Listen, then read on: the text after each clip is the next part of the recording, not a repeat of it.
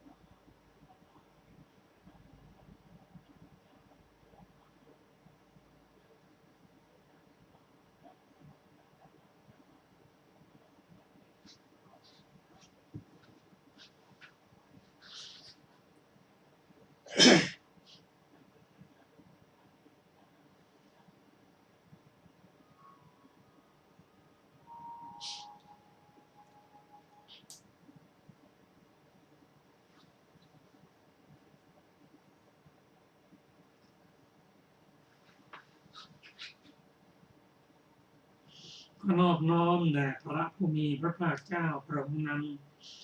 ซึ่งเป็นผู้ไกลจากกิเลสตรัสชอบได้โดยพระองค์เอง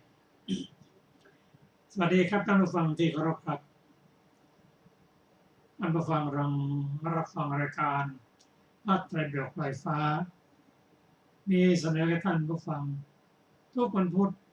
ตั้งแต่เวลา 18 นาฬิกาถึง 19 นาฬิกาดำเนินรายการโดยกระผมพันเอกธนัทเดชะอาจารย์สรภาเดชะเป็นผู้ร่วมรายการวันนี้ได้นำมาไตรปิฎกฉบับอรรถกถาเล่มที่ 20 มาศึกษากันในพระสูตรที่ชื่อว่าอปันนกธรรมคือธรรมที่ปฏิบัติไม่ผิดพระสูตรนี้เป็นพระสูตรที่พระองค์ทรงแสดงให้แก่ตัวแทนของชาวบ้านศาลาเรื่องของเรื่องก็คือบ้านศาลานี้อยู่ ที่ชายป่าเพื่อผู้ที่จะออกจากป่าเข้าในเมืองต้องผ่านหมู่บ้านศาลานั้นเพราะฉะนั้นหมู่บ้านศาลาจึงมีนักบวชเดรัจฉีจำนวนหลายส่วนหลายพวกผ่านมาชาวบ้านเขาก็ดี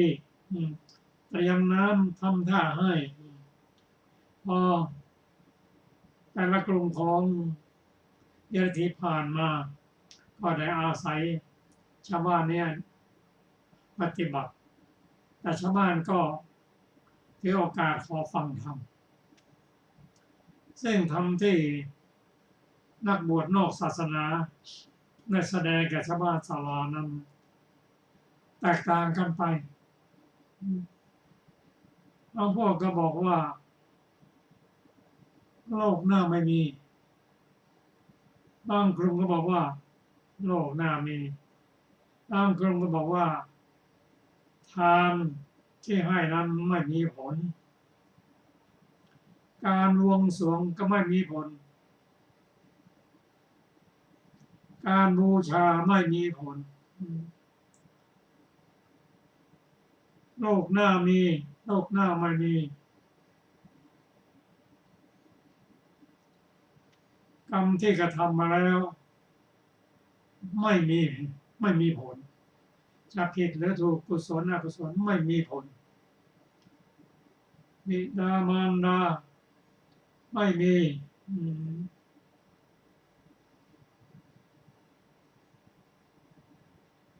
นอกจากนั้นก็ยังกล่าวอีกว่าผู้ที่ปฏิบัติดีปฏิบัติชอบแล้วนำมาสั่งสอนนั้นไม่มีชาวบ้านได้ฟังแล้วก็รับไว้พิจารณาแต่ยังไม่มีศาสดาผู้ใดที่ทำให้ชาวบ้านมีศรัทธาชาวบ้านก็อยู่โดยไม่มีศาสนาที่นับถือไม่มีศาสนาที่จะนับถือพูดง่ายๆว่าเป็นผู้ที่ไม่มีศาสนา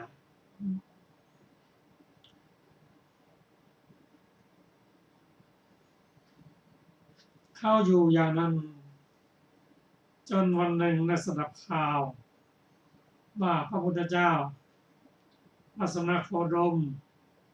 ท่านออกจากสักยบุตรท่านผู้เจริญองค์นั้นท่านนั้นเสด็จออกผนวดจากสากยสกุล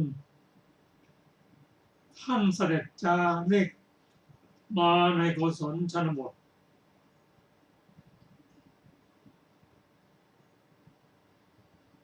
มีพระภิกษุสงฆ์จำนวนมาก เสด็จถึงบ้านศาลาแล้วก็กิตติศัพท์อันงามแห่งพระสมณโคดมนั้นขจรไปได้อย่างนี้ว่าแม้เพราะเหตุนี้พระพุทธเจ้าพระองค์นั้นเป็นพระอรหันต์ตรัสชอบเองโดยชอบถึงพร้อมด้วยวิชาและจรณะองค์เสด็จไปดีแล้วทรงรู้แจ้งโลกเป็นสารถีที่ฝึกบุรุษที่ควรฝึกไม่มีผู้อื่นยิ่งกว่าเป็นศาสดาของเทวดาและมนุษย์ทั้งหลายเป็นผู้เบิกบานเป็นผู้จำแนกแจกพระธรรมพระพุทธเจ้าพระองค์นั้นทรงทำโลกนี้พร้อมทั้งเทวโลกมารโลกพรหมโลกให้แจ้งชัดด้วยพระปัญญายิ่งของพระองค์ทรงสั่งสอนหมู่สัตว์พร้อมทั้งสมณพราหมณ์ทั้งเทวดาและมนุษย์ให้รู้ตามทรงแสดงธรรมงามในเบื้องต้นงามในท่ามกลางงามในที่สุดทรงประกาศพรหมจรรย์พร้อมทั้งพยัญชนะบริสุทธิ์บริบูรณ์เช่นแจ้งก็การได้เห็นพระอรหันต์พระสนคมนั้นถือว่าเป็นความดีเมื่อพระพุทธเจ้าอุบัติขึ้นในโลกนะกิตติศัพท์ของพระองค์ขจรไปทั่วหมดก็เป็นโอกาสอันดีของชาวบ้านศาลาจะได้ฟังพระธรรมถ้าถูกใจก็จะได้นับถือเป็นพระศาสดา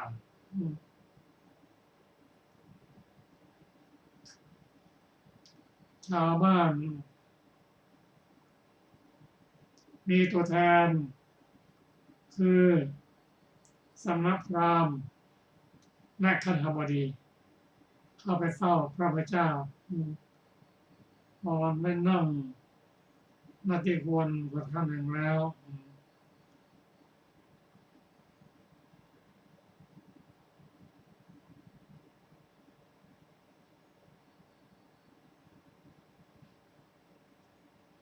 ก็เนื่องจากในพานนักบวชนอกศาสนาจำนวนมากความมั่นใจของบางคนยังไม่เกิดขึ้นเพราะฉะนั้นพอเขาเฝ้าแล้วบางคนบางพวกก็ประนมมืออัญชลีบางพวกก็นั่งเฉยบางพวกก็ประกาศชื่อและโทษของตัวเองพอน้องเรียบร้อยแล้วพระองค์ทรงทราบวัตถุประสงค์ของตัวแทนของชาวบ้านศาลาได้ตรัสถามว่าพราหมณ์และคฤบดีทั้งหลายท่านมีศาสดาที่มีศรัทธาเป็นที่พึ่งที่อาศัยได้หรือยังพราหมณ์และคฤบดีกราบทูลว่ายังไม่มีพระเจ้าค่ะเมื่อเป็นฉะนั้นเราจึงได้ตรัสว่า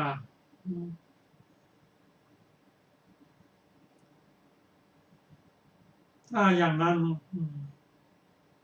เธอพึงสมทานอาปันนกธรรมนี้และประพฤติได้ว่าอาปันนกธรรมที่ท่านทั้งหลายได้สมทานบริบูรณ์แล้วจะเป็นไปเพื่อประโยชน์เกื้อกูลเพื่อความสุขแก่ท่านทั้งหลายสิ้นกาลนานดูก่อนพราหมณ์และคฤบดีทั้งหลายก็ปานกธรรมเป็นเช่นไหนเริ่มแรกพระองค์ตรัสวาทะด้วยความเห็นที่ย้อนแย้งของฝ่ายต่างๆสรุปแล้วก็แบ่งส่วนจะเป็นสองส่วนด้วยกัน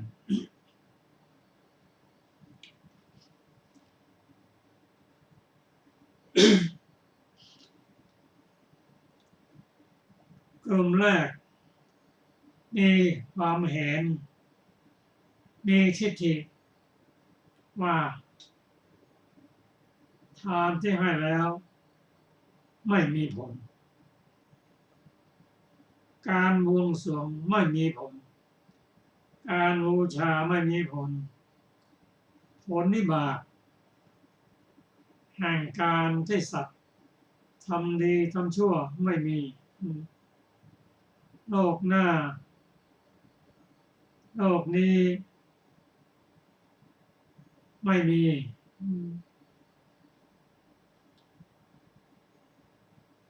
บิดามารดาและอุปติกสัตว์คือสัตว์ที่ผุดเกิดทันทีไม่มีสมณธรรมที่ปฏิบัติดีปฏิบัติชอบทำโลกนี้และโลกหน้าให้แจ้งด้วยปัญญาอันยิ่งเองแล้วมาประกาศให้รู้ต่อไปไม่มีในโลกก็จะย้อนแย้งกับกลุ่มอีกกลุ่มหนึ่งคือ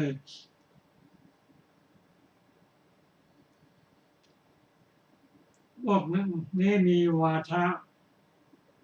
เป็นข้าศึกแก่พราหมณ์พวกก่อนคือเขากล่าวอย่างนี้ว่าทานนั้นมีผลการบวงสรวงมีผลการบูชามีผลผลนิบาตแห่งกรรมที่สัตว์ทำดีทำชั่วนี่โลกนี้มีโลกหน้ามี มารดามีบิดามีอุปาติกษัตริย์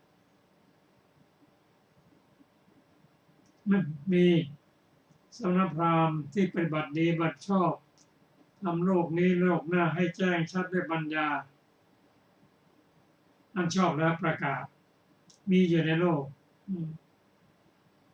พระองค์ตรัสว่าดูกันพราหมณ์และข้าพเจ้าทั้งหลายท่านทั้งหลายจะสำคัญของคนนั้นเป็นไฉนสมณพราหมณ์เหล่านี้มีวาทะเป็นข้าศึกต่อกันและกันไม่ใช่หรืออย่างนั้นพระเจ้าค่ะ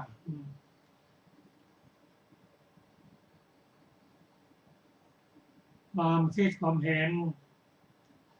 ของนักบวชต่างๆที่เรียนเข้ามานั้นที่สรุปว่าเป็นสองฝ่ายนั้นเป็นข้อคิดเป็นความเห็นพระองค์ได้ยกตัวอย่างแสดงทำให้ฟังถึงผลของความเชื่อที่ผิดและผลของความเชื่อที่ถูกและข้อปฏิบัติที่พระองค์ตรัสให้ปฏิบัติก็คือเมื่อได้ให้เหตุและผลมาแล้วให้ความคิดมาแล้วข้อปฏิบัติก็คือทำปฏิบัติทำ3 ข้อคือ 1. กายสุจริต 2. วจีสุจริต 3. มโนสุจริต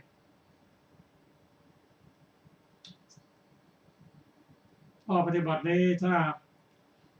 ปฏิบัติด้วยตามเหตุตามผลแล้วก็จะทำให้เจริญรุ่งเรืองเนื่องจากเป็นตัวแทนของชาวบ้านศาลาทั้งพราหมณ์และข้าพเจ้ารู้และเคยฟัง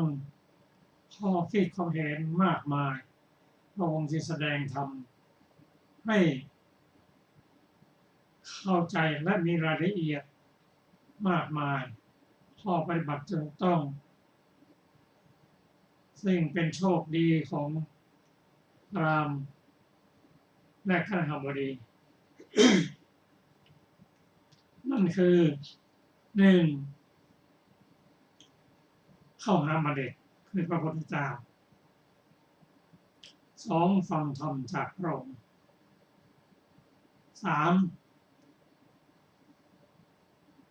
นำไปคิดด้วยโยนิโสมนสิการและน้อมให้จึงเกิดความเชื่อเกิดศรัทธาในที่สุดทั้งตัวแทนคือพราหมณ์และข้าพเจ้านั้นกราบทูลว่าธรรมของพระองค์นั้นแจ่มแจ้งพระองค์แสดงรายละเอียดซึ่งเป็นกับเปิดหม้อความให้ง่ายขึ้นเกิดปัญญาข้าพระองค์ทั้งหลายขอถึงซึ่งพระพุทธเจ้าพระธรรมและพระสงฆ์เป็นอุบาสกตั้งแต่บัดนี้เป็นต้นไปเป็นว่าตัวแทนของชาวบ้านศาลาคือพราหมณ์และข้าพเจ้านั้นได้ที่พึ่งอันเกษมแล้วไม่หลงทางแล้วรายละเอียดมาแชร์อาจารย์ศิลปะค่ะ สวัสดีค่ะท่านผู้ฟังที่เคารพทุกท่านวันนี้เราจะต่อในหัวข้อว่าอปันนกธรรมที่ถือไว้ไม่ชั่วเขาไปอปันนกธรรมที่ถือไว้ชั่วดูก่อนพราหมณ์และคฤหบดีทั้งหลายในลัทธิของสมณพราหมณ์นั้นบุรุษผู้รู้แจ้งย่อมเห็นตระหนักชัดว่าถ้าแลว่าเหตุไม่มีเมื่อเป็นอย่างนี้ท่านบุคคลนี้เมื่อตายไป จักทำตนให้มีความสวัสดีได้ถ้าเหตุมีอยู่จริงเมื่อเป็นเช่นนี้ท่านบุรุษบุคคลนี้เมื่อตายไปจักเข้าถึงอบายทุกติวินิบาตนรกอันหนึ่งหากเหตุอย่ามีจริงคำของท่านสมณพราหมณ์นั้นจงเป็นคำจริงก็เมื่อเป็นอย่างนั้นท่านบุรุษบุคคลนี้อันวินยูชนพึงติเตียนได้ในปัจจุบันว่าเป็นบุรุษบุคคลทุศีลมีความเห็นผิดมีวาทะว่าหาเหตุไม่ได้ถ้าแลเหตุมีอยู่จริงความยึดถือของท่านบุรุษบุคคลนี้อย่างนี้เป็นความปราชัยในโลกทั้งสองคือในปัจจุบันวินยูชนติเตียนเมื่อตายไปจะเข้าถึงอบายทุกติวินิบาตนรกอปันนกธรรมนี้ที่บุคคลนั้นถือชั่วสมาทานชั่วอย่างนี้ย่อมแผ่ไปโดยส่วนเดียวย่อมละเหตุซึ่งกุศลเสียหัวข้อต่อไปความเห็นที่เป็นข้าศึกต่อพระอริยะดูก่อนพราหมณ์และคฤหบดีทั้งหลายในลัทธิของสมณพราหมณ์นั้นสมณพราหมณ์ผู้มีวาทะอย่างนี้มีความเห็นอย่างนี้ว่าเหตุมีปัจจัยมีเพื่อความเศร้าหมองของสัตว์ทั้งหลายสัตว์ทั้งหลายมีเหตุมีปัจจัยย่อมเศร้าหมองเหตุมีปัจจัยมีเพื่อความบริสุทธิ์ของสัตว์ทั้งหลายสัตว์ทั้งหลายมีเหตุมีปัจจัยย่อมบริสุทธิ์เองกำลังมีอยู่ความเพียรมีอยู่เรี่ยวแรงของบุรุษมีอยู่ความบากบั่นของบุรุษมีอยู่สัตว์ทั้งปวงปานะทั้งปวงพูดทั้งปวงชีวะทั้งปวงมีอำนาจมีกำลัง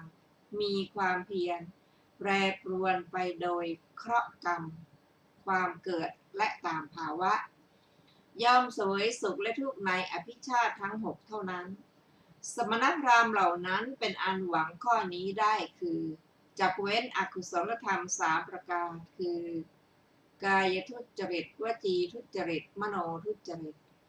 จักสมาทานกุศลกรรม3ประการนี้คือกายสุจริตวจีสุจริตมโนสุจริตแล้วประพฤติข้อนั้นเพราะเหตุไรเพราะท่านสมณพราหมณ์เหล่านั้นย่อมเห็นโทษความต่ำทรามความเศร้าหมองของอกุศลธรรมย่อมเห็นอานิสงส์ในเนกขมะอันเป็นธรรมฝ่ายขาวแห่งกุศลธรรมก็เหตุมีอยู่จริงผู้นั้นมีความเห็นว่าเหตุมีความเห็นของเขานั้นเป็นความเห็นชอบก็เหตุมีอยู่จริงผู้นั้นดำริว่าเหตุมีความดำริของเขานั้นเป็นความดำริชอบก็เหตุมีอยู่จริงผู้นั้นกล่าววาจาว่าเหตุมีวาจาของเขานั้นเป็นวาจาชอบก็เหตุมีอยู่จริงว่าผู้นั้นกล่าวว่าเหตุมีผู้นี้ย่อมไม่ทำตนให้เป็นข้าศึกต่อพระอรหันต์ผู้มีวาทะว่าเหตุมีก็เหตุมีอยู่จริงผู้นั้นให้ผู้อื่นสำคัญว่ามีเหตุการที่ให้ผู้อื่นสำคัญของเขาเป็นการที่ให้สำคัญโดยชอบธรรมและเพราะการที่ให้ผู้อื่นสำคัญโดยชอบธรรมนั้นเขาย่อมไม่ยกตนเขาย่อมไม่ยกตนย่อมไม่ข่มผู้อื่นเขาละโทษคือความเป็นผู้ทุศีลก่อนทีเดียวตั้งไว้เฉพาะแต่ความเป็นผู้มีศีลด้วยประการชนี้กุศลธรรมเป็นอเนกเหล่านี้คือความเห็นชอบความดำริชอบวาจาชอบความไม่เป็นข้าศึกต่อพระอริยะการที่ให้ผู้อื่นสำคัญโดยชอบธรรมการไม่ยกตนการไม่ข่มผู้อื่นย่อมมีพระสัมมาทิฏฐิเป็นปัจจัยด้วยประการชนี้หัวข้ออปันนกธรรมที่ถือไว้ดีดูก่อนพราหมณ์และข้าราชบดีทั้งหลายในลัทธิของสมณพราหมณ์นั้นบุรุษผู้เป็นวินยูชนย่อมเห็นตระหนักชัดว่าถ้าเหตุมีอยู่จริงเมื่อเป็นอย่างนี้ท่านบุรุษบุคคลนี้เมื่อตายไปจะเข้าถึงสุคติโลกสวรรค์ก็ถ้าเหตุอย่าได้มีจริงวาจาของท่านสมณพราหมณ์เหล่านั้นจึงจงเป็นคำสัตย์ก็เมื่อเป็นอย่างนั้นท่านบุรุษบุคคลนี้ย่อมเป็นผู้อันวินยูชนสรรเสริญในปัจจุบันว่า เป็นบุรุษบุคคลผู้มีศีลมีความเห็นชอบมีวาทะเป็นเหตุเขามีวาทะว่ามีเหตุและถ้าเหตุมีอยู่จริงความยึดถือของท่านบุรุษบุคคลนี้อย่างนี้เป็นความชนะในโลกทั้งสองคือในปัจจุบันย่อมเป็นผู้อันวินยูชนสรรเสริญเมื่อตายไปจะเข้าถึงสุคติโลกสวรรค์อปานกธรรมนี้ที่บุคคลนั้นยึดถือดีสมาทานดีอย่างนี้ย่อมแผ่ไปโดยส่วนสองย่อมละเหตุแห่งอกุศลเสียหัวข้อวาทะว่าอรูปประพรหมไม่มีดูก่อนพราหมณ์และคฤหบดีทั้งหลายมีสมณพราหมณ์พวกหนึ่งมีวาทะอย่างนี้มีความเห็นอย่างนี้ว่าอรูปประพรหมย่อมไม่มีด้วยอาการทั้งปวงสมณพราหมณ์พวกหนึ่งมีวาทะเป็นข้าศึกโดยตรงต่อสมณพราหมณ์พวกนั้นเขากล่าวอย่างนี้ว่าอรูปประพรหมมีอยู่ด้วยอาการทั้งปวงดูก่อนพราหมณ์และคฤหบดีทั้งหลายท่านทั้งหลายจะสำคัญความข้อนั้นเป็นไฉนสมณพราหมณ์เหล่านี้มีวาทะเป็นข้าศึกโดยตรงต่อกันและกันมิใช่หรืออย่างนั้นพระเจ้าค่ะดูก่อนพราหมณ์และคฤหบดีทั้งหลายในลัทธิของสมณพราหมณ์นั้นบุรุษผู้เป็นวินยูชนย่อมเห็นตระหนักดังนี้ว่าข้อที่ว่าท่านสมณพราหมณ์มีวาทะอย่างนี้มีความเห็นอย่างนี้อรูปประพรหมไม่มีด้วยอาการทั้งปวงดังนี้เราไม่เห็นแม้ข้อที่ว่าท่านสมณพราหมณ์มีวาทะอย่างนี้มีความเห็นอย่างนี้ว่าอรูปประพรหมมีอยู่ด้วยอาการทั้งปวงดังนี้เราไม่รู้ส่วนเราเองเล่าเมื่อไม่รู้เมื่อไม่เห็นจะพึงถือเอาโดยส่วนเดียวแล้วกล่าวว่าสิ่งนี้เท่านั้นจริงสิ่งอื่นเปล่าดังนี้ข้อนั้นพึงเป็นการสมควรแก่เราหาไม่ได้ถ้าคำของท่านสมณพราหมณ์ที่มีวาทะอย่างนี้มีความเห็นอย่างนี้ว่าอรูปประพรหมไม่มีด้วยอาการทั้งปวงดังนี้เป็นคำจริงข้อที่เราจะเกิดขึ้นในเหล่าเทวดาที่มีรูปสำเร็จด้วยใจซึ่งไม่เป็นความผิดนี้เป็นฐานะที่จะมีได้ถ้าคำของท่านสมณพราหมณ์ที่มีวาทะอย่างนี้มีความเห็นอย่างนี้ว่าอรูปประพรหมมีอยู่ด้วยอาการทั้งปวงดังนี้เป็นคำจริงข้อที่เราจะเกิดขึ้นในเหล่าเทวดาที่ไม่มีรูปสำเร็จด้วยสัญญาซึ่งไม่เป็นความผิดนี้เป็นฐานะที่จะมีได้อันหนึ่งการถือท่อนไม้การถือสัตราการทะเลาะการแก่งแย่งการวิวาทการกล่าวว่ามึงการกล่าวซอเสียดและมุสาวาทซึ่งมีรูปเป็นเหตุย่อมปรากฏแต่ข้อนี้ย่อมไม่มีในอรูปประพรหมด้วยอาการทั้งปวงดังนี้บุรุษผู้เป็นวินยูชนครั้นพิจารณาเห็นดังนี้แล้วย่อมปฏิบัติเพื่อนายเพื่อคลายกำหนัดเพื่อดับสนิทแห่งรูปอย่างเดียวหัวข้อวาทะว่าความดังแห่งภพไม่มีดูก่อนพราหมณ์และคฤหบดีทั้งหลายมีสมณพราหมณ์พวกหนึ่งมีวาทะอย่างนี้มีความเห็นอย่างนี้ว่าความดับสนิทแห่งภพไม่มีด้วยอาการทั้งปวงสมณพราหมณ์อีกพวกหนึ่งมีวาทะเป็นข้าศึกโดยตรงต่อสมณพราหมณ์เหล่านั้นเขากล่าวอย่างนี้ว่าความดับสนิทแห่งภพมีอยู่ด้วยอาการทั้งปวงดูก่อนพราหมณ์และคฤหบดีทั้งหลายท่านทั้งหลายจะสำคัญความข้อนั้นเป็นไฉนสมณพราหมณ์เหล่านี้มีวาทะเป็นข้าศึกโดยตรงต่อกันและกันมิใช่หรืออย่างนั้นพระเจ้าค่ะดูก่อนพราหมณ์และคฤหบดีทั้งหลายในลัทธิของสมณพราหมณ์เหล่านั้นบุรุษผู้เป็นวินยูย่อมเห็นตระหนักดังนี้ว่าข้อที่ท่านสมณพราหมณ์มีวาทะอย่างนี้มีความเห็นอย่างนี้ว่าความดับสนิทแห่งภพไม่มีด้วยอาการทั้งปวงดังนี้เราไม่เห็นข้อ แม้ข้อที่ท่านสมณพราหมณ์มีวาทะอย่างนี้ว่า ความดับสนิทแห่งภพมีอยู่ด้วยอาการทั้งปวงดังนี้ สิ่งนี้เราไม่รู้ส่วนเราเองเล่าเมื่อไม่รู้เมื่อไม่เห็นจะพึงถือเอาโดยส่วนเดียวแล้วกล่าวว่าสิ่งนี้เท่านั้นจริงสิ่งอื่นเปล่าดังนี้ข้อนั้นพึงเป็นการสมควรแก่เราหาไม่ได้ถ้าคำของท่านสมณพราหมณ์ที่มีวาทะอย่างนี้มีความเห็นอย่างนี้ว่าความดับสนิทแห่งภพไม่มีด้วยอาการทั้งปวงดังนี้เป็นคำจริงข้อที่เราจะเกิดขึ้นในเหล่าเทวดาที่ไม่มีรูปสำเร็จด้วยสัญญาซึ่งไม่เป็นความผิดนี้เป็นฐานะที่มีได้อันหนึ่งถ้าคำของท่านสมณพราหมณ์ที่มีวาทะอย่างนี้มีความเห็นอย่างนี้ว่าความดับสนิทแห่งภพมีอยู่ด้วยอาการทั้งปวงดังนี้เป็นคำจริงข้อที่เราจักปรินิพพานในปัจจุบันนี้เป็นฐานะที่จะมีได้ความเห็นของท่านสมณพราหมณ์ที่มีวาทะอย่างนี้มีความเห็นอย่างนี้ว่าความดับสนิทแห่งภพไม่มีด้วยอาการทั้งปวงนี้ใกล้ต่อธรรม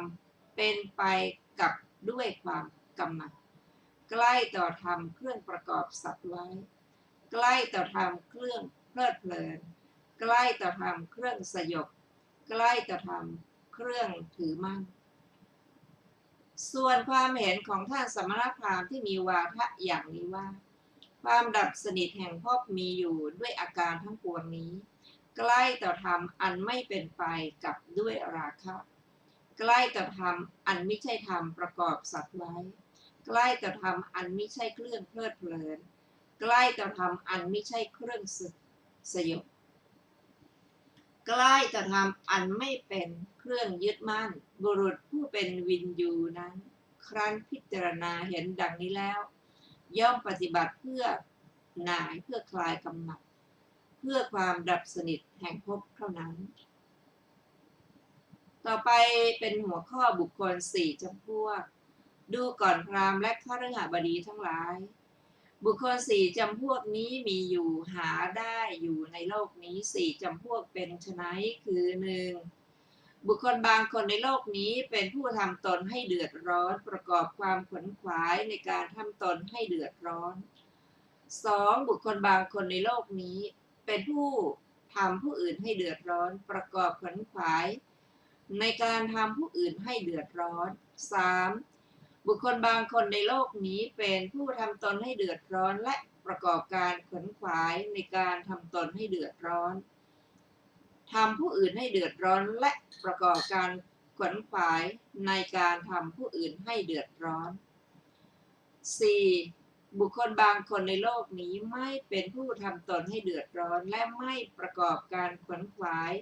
ในการทำตนให้เดือดร้อนไม่ทำผู้อื่นให้เดือดร้อนและไม่ประกอบการขวนขวายในการทำผู้อื่นให้เดือดร้อน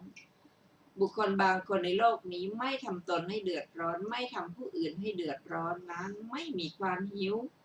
ดับสนิทเป็นผู้เย็นเสวยแต่ความสุขมีตนเป็นดังพรหมอยู่ในปัจจุบันเทียวดูก่อนพราหมณ์และข้าฤหบดีทั้งหลายก็บุคคลเป็นผู้ทำตนให้เดือดร้อนประกอบความขวนขวายในการทำตนให้เดือดร้อนเป็นไฉนดูก่อนพราหมณ์และข้าฤหบดีทั้งหลายบุคคลบางคนในโลกนี้เป็นคนเปลือยทอดทิ้งมารยาทเลียมือเขาเชิญให้มารับภิกษาก็ไม่มาเขาเชิญให้หยุดก็ไม่หยุดไม่ยินดีภิกษาที่เขานำมาให้ไม่ยินดีภิกษาที่เขาทำเฉพาะไม่ยินดีภิกษาที่เขานิมนต์ไม่รับภิกษาปากหม้อไม่รับภิกษาจากปากกระเช้าไม่รับภิกษาคร่อมธรณีประตูไม่รับภิกษาคร่อมท่อนไม้ไม่รับภิกษาคร่อมสากไม่รับภิกษาของคนสองคนที่กำลังบริโภคอยู่ไม่รับภิกษาของหญิงมีครรภ์ไม่รับภิกษาของหญิงผู้กำลังให้ลูกดูดนมไม่รับภิกษาของหญิงผู้คลอเคลียบุรุษไม่รับภิกษาที่นัดแนะกันทำไว้ไม่รับภิกษาในที่เขาเลี้ยงสุนัข ไม่รับภิกษาในที่มีแมลงวันไต่ตอมเป็นกลุ่มไม่รับปลาไม่รับเนื้อไม่ดื่มสุราไม่ดื่มเมรัยไม่ดื่มน้ำหมักดองเขารับภิกษาที่เรือนหลังเดียวเยียวยาอัตภาพด้วยข้าวคำเดียวบ้างรับภิกษาที่เรือนสองหลังเยียวยาอัตภาพด้วยข้าวสองคำบ้างรับภิกษาที่เรือนสามหลังเยียวยาอัตภาพด้วยข้าวสามคำบ้างรับภิกษาที่เรือนสี่หลังเยียวยาอัตภาพด้วยข้าวสี่คำบ้างรับภิกษาที่เรือนห้าหลังเยียวยาอัตภาพด้วยข้าวห้าคำบ้างรับภิกษาที่เรือนหกหลังเยียวยาอัตภาพด้วยข้าวหกคำบ้างรับภิกษาที่เรือนเจ็ดหลังเป็นผู้มีผักดองเป็นภักษาบ้างมีข้าวฟ่างเป็นภักษาบ้างมีลูกเดือยเป็นภักษาบ้างมีกากข้าวเป็นภักษาบ้างมีสาหร่ายเป็นภักษาบ้างมีรำเป็นภักษาบ้างมีข้าวตังเป็นภักษาบ้างมีข้าวไหม้เป็นภักษาบ้างมีหญ้าเป็นภักษาบ้างมีโคไมเป็นภักษาบ้างมีเง่าและผลไม้ในป่าเป็นอาหารบริโภคผลไม้หล่นเยียวยาอัตภาพเขาทรงผ้าป่านบ้างผ้าแกมกันบ้างผ้าห่อศพบ้างผ้าบังสกุลบ้างผ้าเปลือกไม้บ้างหนังเสือบ้างหนังเสือทั้งเล็บบ้างผ้าคากรองบ้างผ้าเปลือกปอกรองบ้างผ้าผลไม้กรองบ้างผ้ากำพลทำด้วยผมขนบ้างผ้ากำพลทำด้วยขนสัตว์บ้างผ้าทำด้วยขนปีกนกเขาบ้างเป็นผู้ถอนผมและหนวดคือประกอบการขวนขวายในการถอนผมและหนวดบ้างเป็นผู้ยืนคือห้ามอาสนะเป็นผู้กระโยงคือประกอบความเพียรในการกระโยงคือเดินกระโยงเหยียบพื้นไม่เต็มเท้าบ้างเป็นผู้นอนบนน้ำคือสำเร็จการนอนบนน้ำบ้างเป็นผู้อาบน้ำวันละ3 ครั้งคือประกอบการขวนขวายในการลงน้ำบ้างเป็นผู้ประกอบการขวนขวายในการทำกายให้เดือดร้อนเร่าร้อนหลายอย่างเห็นป่านี้อยู่ดูก่อนพราหมณ์และพฤหับดีทั้งหลายบุคคลนี้เรากล่าวว่าเป็นผู้ทำตนให้เดือดร้อนประกอบการขวนขวายในการทำตนให้เดือดร้อนดูก่อนพราหมณ์และพฤหับดีทั้งหลายก็บุคคลเป็นผู้ทำผู้อื่นให้เดือดร้อนประกอบการขวนขวายในการทำผู้อื่นให้เดือดร้อนเป็นไฉนดูก่อนพราหมณ์และพฤหับดีทั้งหลายบุคคลบางคนในโลกนี้ฆ่าแพะเลี้ยงชีวิตฆ่าสุกรเลี้ยงชีวิตฆ่านกเลี้ยงชีวิตฆ่าเนื้อเลี้ยงชีวิตเป็นคนเหี้ยมโหดเป็นคนฆ่าปลาเป็นโจรเป็นคนฆ่าโจรเป็นคนปกครองเรือนจำหรือบุคคลเหล่าอื่นบางพวกเป็นผู้ทำการงานอันทารุณดูก่อนพราหมณ์และคฤหบดีทั้งหลายบุคคลนี้เรากล่าวว่าเป็นผู้ทำผู้อื่นให้เดือดร้อนประกอบการขวนขวายในการทำผู้อื่นให้เดือดร้อนดูก่อนพราหมณ์และคฤหบดีทั้งหลายก็บุคคลเป็นผู้ทำตนให้เดือดร้อนและประกอบการขวนขวายในการทำตนให้เดือดร้อนทำผู้อื่นให้เดือดร้อนและประกอบการขวนขวายในการทำผู้อื่นให้เดือดร้อนเป็นไฉนดูก่อนพราหมณ์และคฤหบดีทั้งหลายบุคคลบางคนในโลกนี้เป็นพระราชามหากษัตริย์ผู้ได้มุประทาพิเศษแล้วก็ดีเป็นพราหมณ์มหาศาลก็ดีพระราชาหรือพราหมณ์นั้นโปรดให้ทำโรงบูชายันขึ้นใหม่ทางด้านบูรพาแห่งพระนครแล้วทรงจำเริญพระเกศาและมัตสุทรงนุ่งหนังเสือทั้งเล็บทรงทาพระกายด้วยเนยใสและน้ำมันงาทรงเกาพระปริศดางด้วยเขามฤคะเข้าไปยังโรงบูชายันใหม่พร้อมด้วยพระมเหสีและพระปุโรหิตบรรทมบนพื้นดินอันไม่ได้ลาดด้วยเครื่องลาดทาด้วยโคไมสดน้ำนมในเท้าที่หนึ่งแห่งโคแม่ลูกอ่อนตัวเดียวมีเท่าใดพระราชาทรงเยียวยาอัตภาพด้วยน้ำนมเท่านั้นน้ำนมในเต้าที่2มีเท่าใดพระมเหสีทรงเยียวยาอัตภาพด้วยน้ำนมเท่านั้นน้ำนมในเต้าที่3มีเท่าใดพราหมณ์ปุโรหิตย่อมเยียวยาด้วยอัตภาพด้วยน้ำนมเหล่านั้น น้ำนมในเต้าที่สี่มีเท่าใดก็บูชาไฟด้วยน้ำนมเหล่านั้นลูกโคเยียวยาอัตภาพด้วยน้ำนมที่เหลือพระราชาหรือพราหมณ์นั้นตรัสอย่างนี้ว่าเพื่อต้องการบูชายันจงฆ่าโคผู้ประมาณเท่านี้จงฆ่าโคเมียประมาณเท่านี้ลูกโคผู้ประมาณเท่านี้ลูกโคเมียประมาณเท่านี้แพะประมาณเท่านี้แกะประมาณเท่านี้ม้าประมาณเท่านี้จงตัดต้นไม้ประมาณเท่านี้เพื่อต้องการทำเป็นเสายันจงเกี่ยวหญ้าประมาณเท่านี้เพื่อต้องการลาดพื้นชนเหล่าใดที่เป็นทาสก็ดีเป็นคนใช้ก็ดีเป็นกรรมกรก็ดีของพระราชาหรือพราหมณ์นั้นชนเหล่านั้นถูกอาชญาคุกคามถูกภัยคุกคามมีน้ำตานองหน้าร้องไห้ทำการงานตามกำหนดดูก่อนพราหมณ์และคฤหบดีทั้งหลายบุคคลนี้เรากล่าวว่าเป็นผู้ทำตนให้เดือดร้อนและประกอบการขวนขวายในการทำตนให้เดือดร้อนทำผู้อื่นให้เดือดร้อนและประกอบการขวนขวายในการทำผู้อื่นให้เดือดร้อนดูก่อนพราหมณ์และคฤหบดีทั้งหลายก็บุคคลไม่เป็นผู้ทำตนให้เดือดร้อนและไม่ประกอบการขวนขวายในการทำตนให้เดือดร้อนไม่ทำผู้อื่นให้เดือดร้อนและไม่ประกอบการขวนขวายในการทำผู้อื่นให้เดือดร้อนเขาไม่ทำตนให้เดือดร้อนไม่ทำผู้อื่นให้เดือดร้อนไม่มีความหิวดับสนิทเป็นผู้เย็นเสวยแต่ความสุขมีตนเป็นดังพรหมอยู่ในปัจจุบันเทียวเป็นไฉน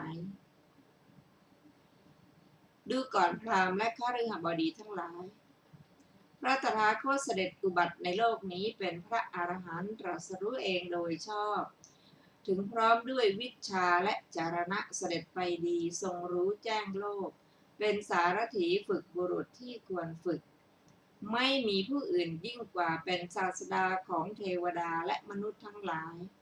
เป็นผู้เบิกบานแล้วเป็นผู้จำแนกพระธรรมพระตถาคตพระองค์นั้นทรงทำโลกนี้พร้อมทั้งเทวโลกมารโลกพรหมโลกให้แจ้งชัดด้วยพระปัญญาอันยิ่งของพระองค์แล้วทรงสอนหมู่สัตว์พร้อมทั้งสมณะพราหมณ์เทวดาและมนุษย์ให้รู้ตามทรงแสดงธรรมงามในเบื้องต้นงามในท่ามกลางงามในที่สุด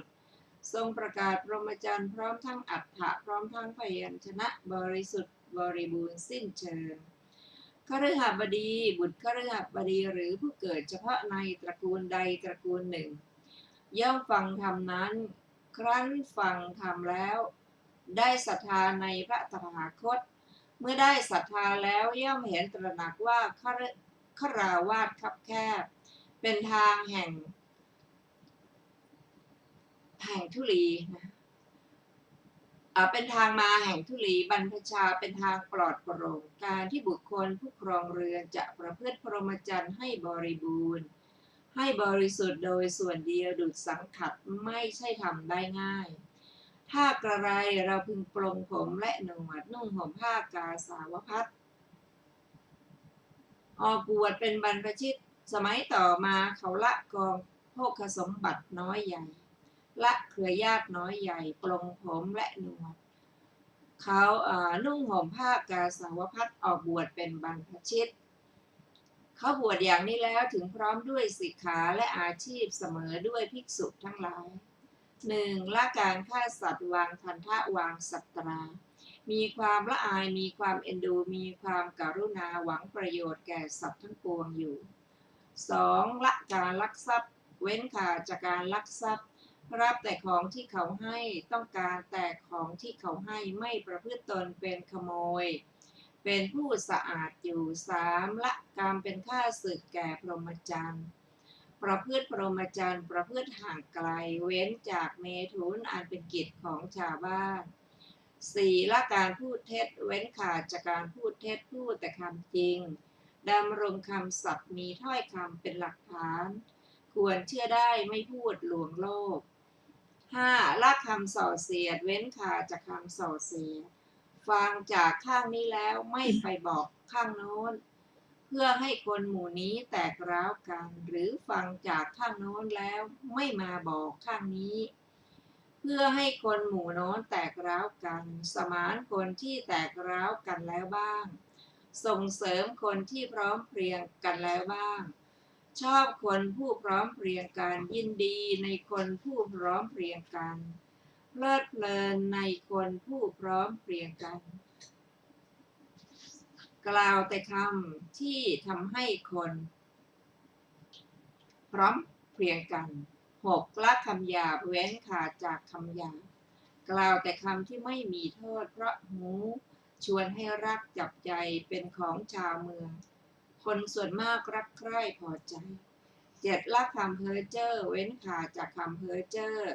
พูดถูกการพูดแต่คำที่เป็นจริง พูดอิงอาจพูดอิงธรรมพูดอิงวินัย พูดแต่คำที่มีหลักฐาน มีที่อ้างมีที่กำหนดประกอบด้วยประโยชน์โดยการอันควร 8. เธอเว้นขาดจากการพรากพืชชคามและภูตคาม 9. เธอฉันหนเดียวเว้นการฉันในราตรี งดจากการฉันในเวลาวิกาล 10. เธอเว้นขาดจากการฟ้อนรำขับร้องประโคมดนตรีและดูการเล่นอันเป็นค่าศึกแก่กุศล 11. เธอเว้นขาดจากการทัดทรงประดับและตกแต่งร่างกายด้วยดอกไม้ของหอมและเครื่องประเทืองผิวอันเป็นฐานแห่งการแต่งตัว 12. เธอเว้นขาดจากการนั่งนอนบนที่นั่งที่นอนอันสูงใหญ่ 13. เธอเว้นขาดจากการรับทองและเงิน 14. เธอเว้นขาดจากการรับธัญญาหารดิบ 15. เธอเว้นขาดจากการรับเนื้อดิบ 16. เธอเว้นขาดจากการรับสตรีและกุมารี 17. เธอเว้นขาดจากการรับทาสีและทาส 18. เธอเว้นขาดจากการรับแพะและแกะ 19. เธอเว้นขาดจากการรับไก่และสุกร 20. เธอเว้นขาดจากการรับช้างโคม้าและลา 21. เธอเว้นขาดจากการรับไร่นาและที่ดิน 22. เธอเว้นขาดจากการประกอบทูตกรรมและการรับใช้ 23. เธอเว้นขาดจากการซื้อและการขาย 24. เธอเว้นขาดจากการฉ้อโกงด้วยตาช่างการโกงด้วยของปลอมและการโกงด้วยเครื่องตวงวัด 25. เธอเว้นขาดจากการรับสินบนการล่อลวงและการตลบตะแลง 26. เธอเว้นขาดจากการตัดการฆ่าการจองจำการตีชิงการปล้นและกันโชค เธอเป็นผู้สันโดษด้วยจีวรเป็นเครื่องบริหารกายด้วยบิณฑบาตเป็นเครื่องบริหารท้องเธอจะไปทิศาภาคใดๆก็ถือไปได้เองนกมีปีกจะบินไปทางทิศาภาคใดๆก็มีแต่ปีกของตัวเป็นภาระบินไปฉันใด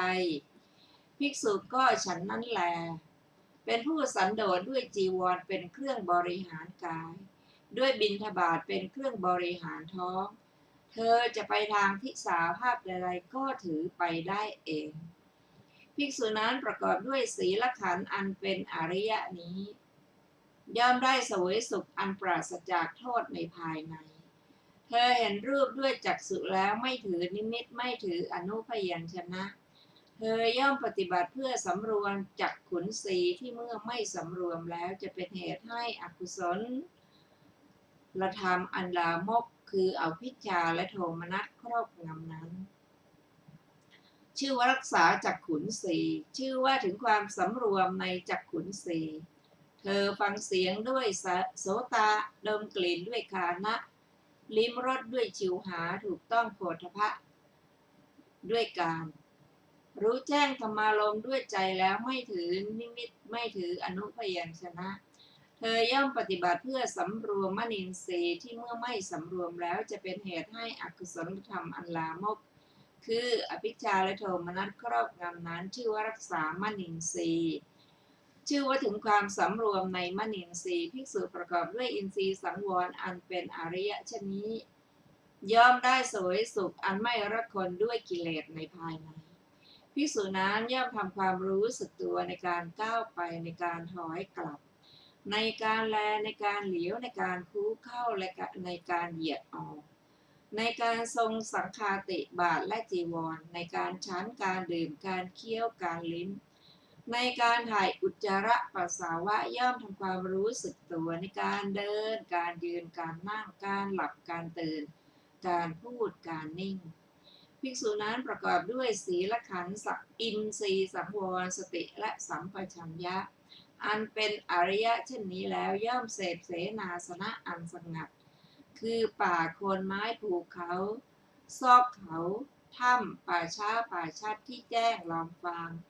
ในการภายหลังพาเธอกลับจากบิณฑบาตแล้วนั่งคูบัลลังก์นั่งกายตรงดำรงสติไว้เฉพาะหน้า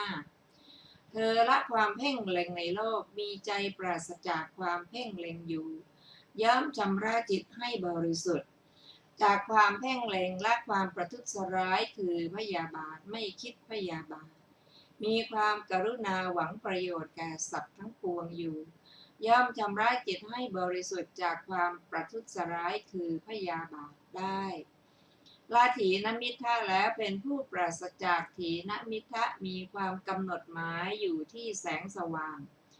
มีสติมีสัมปชัญญะอยู่ย่อมชำระจิตให้บริสุทธิ์จากถีนมิทธะละอุทธัจจะกุกุจจะแล้วเป็นผู้ไม่ฟุ้งซ่านมีจิตสงบณภายในอยู่ย่อมชำระจิตให้บริสุทธิ์จากอุทธัจจะกุกุจจะละวิจิกิจฉาแล้วเป็นผู้ข้ามวิจิกิจฉาไม่มีความเคลือบแคลงในกุศลธรรมทั้งหลายอยู่ย่อมชำระจิตให้บริสุทธิ์จากวิจิกิจฉา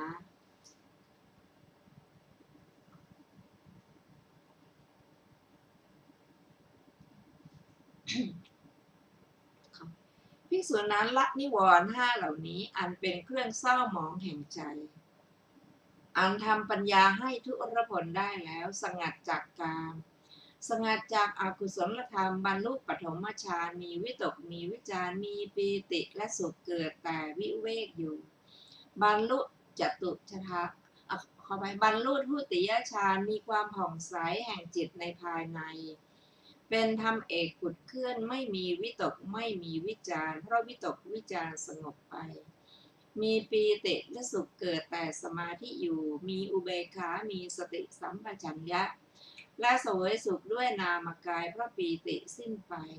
บรรลุตติยฌานที่พระอริยทั้งหลายสรรเสริญว่าผู้ได้ฌานนี้เป็นผู้มีอุเบกขามีสติอยู่เป็นสุขบรรลุจตุตถฌานไม่มีสุขไม่มีทุกข์เพราะละสุขละทุกข์ระดับโสมนัสโทมนัสก่อนได้มีอุเบกขาเป็นเหตุให้สติบริสุทธิ์อยู่ภิกษุนั้นมีจิตเป็นสมาธิบริสุทธิ์ผ่องแผ้วไม่มีกิเลสปราศจากอุปกิเลสอ่อนควรแก่การงานตั้งมั่นไม่หวั่นไหวอย่างนี้ย่อมโน้มจิตไปเพื่อบุพเพนิวาสานุสติญาณเธอย่อมระลึกชาติก่อนได้เป็นอันมากคือระลึกได้ชาติหนึ่งบ้าง2 ชาติบ้าง3 ชาติบ้าง4 ชาติบ้าง5 ชาติบ้าง10 ชาติบ้าง20 ชาติบ้าง30 ชาติบ้าง40 ชาติบ้าง50 ชาติบ้าง100 ชาติบ้าง1,000 ชาติบ้าง100,000 ชาติบ้างตลอดสังวัตกัปเป็นอันมากบ้างตลอดวิวัตกัปเป็นอันมากบ้างตลอดสังวัตวิวัตกัปเป็นอันมากบ้างในภพโน้นเรามีชื่ออย่างโน้นนั้นมีโคตรอย่างนั้นมีผิวพรรณอย่างนั้นมีอาหารอย่างนั้นเสวยสุขเสวยทุกอย่างนั้นอย่างนั้นมีกำหนดอายุเพียงเท่านั้นครั้นจุติจากภพนั้นแล้วได้ไปเกิดในภพโน้นแม้ในภพนั้นเราก็มีชื่ออย่างนั้นมีโคตรอย่างนั้นมีผิวพรรณอย่างนั้นมีอาหารอย่างนั้นเสวยสุขเสวยทุกอย่างนั้นอย่างนั้นมีกำหนดอายุเพียงนั้นครั้นจุติจากภพนั้นแล้วไม่มาเกิดในภพนี้เธอย่อมระลึกถึงชาติก่อนได้เป็นอันมากพร้อมทั้งอาการพร้อมทั้งอุเทศด้วยประการชนี้ภิกษุนั้นเมื่อจิตเป็นสมาธิบริสุทธิ์ผ่องแผ้วไม่มีกิเลสปราศจากอุปกิเลสอ่อนควรแก่การงานตั้งมั่นไม่หวั่นไหวอย่างนี้ย่อมโน้มจิตไปเพื่อรู้จุติและอุปัฏฐของสัตว์ทั้งหลายเธอเห็นหมู่สัตว์ที่กำลังจุติกำลังอุบัติเลวประณีตผิวพรรณดีมีผิวพรรณทรามได้ดีตกยาก ด้วยทิพยจักษุอันบริสุทธิ์ล่วงจักษุของมนุษย์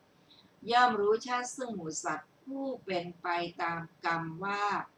สัตว์เหล่านั้นประกอบด้วยกายทุจริตวจีทุจริตมโนทุจริตติเตียนพระอริยเจ้าเป็นมิจฉาทิฏฐิ